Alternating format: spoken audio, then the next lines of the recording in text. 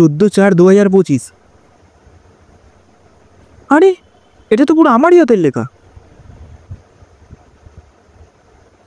আমি কখন লিখলাম এটা? ওমা, এই ডায়েরিটা কোথায় ছিল গো? কোথায় গেছে কে জানে। এটা তো আজকেরই ডেট। যাই হোক, আজকের দিনটা খুবই খারাপ কাটলো।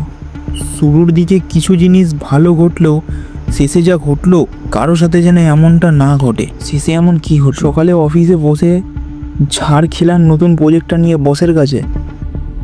এটা কি করে সম্ভব হচ্ছে? এটা তো পুরো মিলে যাচ্ছে আজকে যা যা হলো আমার সাথে।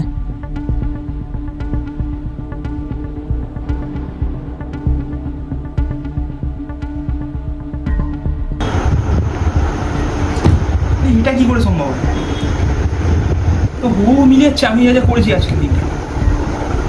কেউ কি প্ল্যান করছে আমার সাথে?